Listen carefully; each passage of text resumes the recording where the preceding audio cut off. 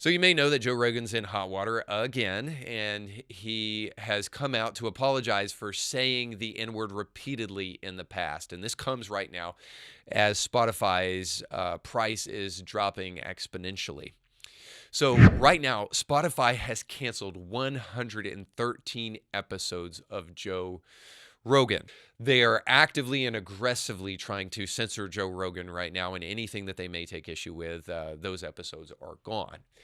So his most recent controversy is that a singer who I've never heard of in my life, named India, and I'm not even going to pronounce her last name because I'm going to mess it up. But nonetheless, she posted a compilation of Joe Rogan saying the N-word on his podcast in the past, and now he has come out and apologized for doing so.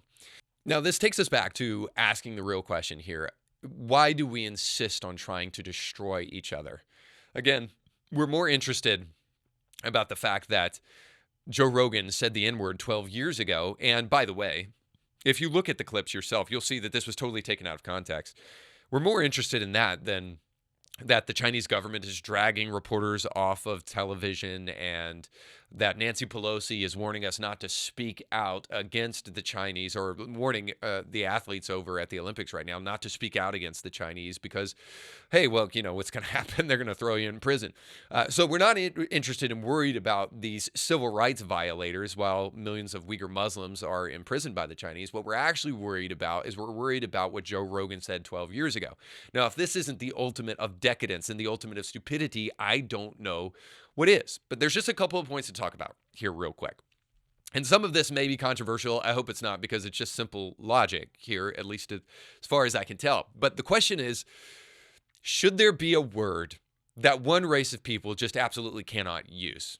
Of course, the other races can absolutely use that word, but one race of people are absolutely not allowed to use that word. And it brings up the question, should we have this double standard in society of using the word? I don't think we should use the word, period. But I'm not positive, one, that just because Joe Rogan used it 12 years ago, that he's an out-and-out racist. By the way, again, when he used it, they're totally taking it out of context. He's not using the word flippantly to just paint all black people with an epithet. He's using the word in jest, and he's using it in a joking manner. Now, I'll be the first to admit, not very funny, not good use of the word.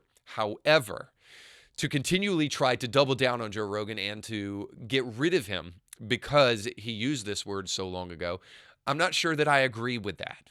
And so I right now hear in the back of my head, I hear the leftists saying, well, what about you conservatives and trying to get Whoopi Goldberg fired? Listen, we're not trying to get Whoopi fired. Whoopi is firing herself. She says that she doesn't want to come back because she actually had to reap the consequences for the things that she's been advocating for the longest time. And so I'm going to join Shapiro on this one and just say this. I believe you should be able to say what you want, as ignorant and as stupid as it is, because that is basically what The View does. That is their whole business plan, is to say stupid things and then to pretend as though they've said something relevant and useful. I think they should be able to say whatever they want to on their show, no matter how dumb it is, and then let the public decide personally. I think these joint, team up attacks to try to get rid of people are absolutely ridiculous, unless you yourself have called out for people to be canceled. Well, then I think you deserve to reap the consequences for the reality that you've been trying to impose upon people forever. Otherwise, I think we should probably just step back and realize this. When we point a finger at somebody else, we've got three more pointing back at us, and we have a full-time job taking care of ourselves. And maybe we should listen to what Jesus said and in taking the first stone to throw it at other people. Yeah, sure, you take up that stone and you go and attack other people, but make sure that you've never said anything that you regret before you do that. So I think Spotify is being ridiculous here by eliminating episodes that they don't like, because right now they're dangerously close, if not already close, to feeding the alligator. And these people are not after, and this is probably the biggest point here, these people are not after Joe Rogan because he said the N-word. I really don't think they are. Because you'll see that there are no amount of episodes that are enough to get rid of for these people to be pacified. It'll never be enough.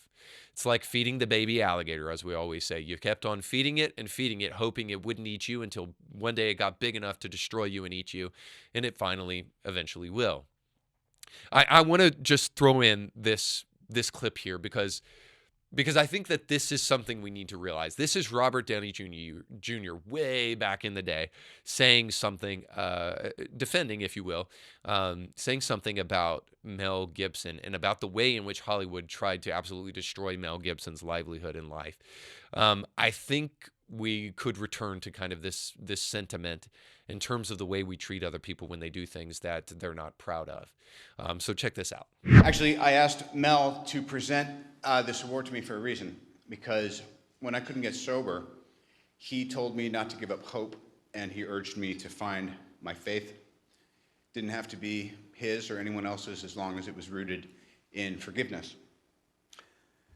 And I couldn't get hired, so he cast me in the lead of a movie that was actually developed for him, and he kept a roof over my head, and he kept food on the table.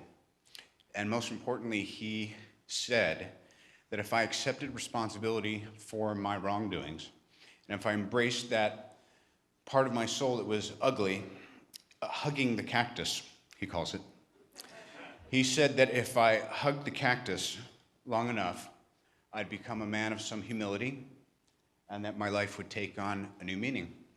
And I did, and it worked. All he asked in return was that someday I help the next guy in some small way. It's reasonable to assume that at the time he didn't imagine the next guy would be him.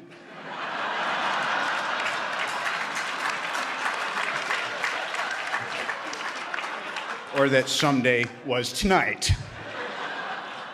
So anyway, on this special occasion, and in light of the recent holidays, including Columbus Day, I humbly ask that you join me, unless you are completely without sin, in which case you picked the wrong industry, in forgiving my friend his trespasses, offering him the same clean slate you have me, and allowing him to continue his great and ongoing contribution to our collective art without shame. He's hugged the cactus long enough.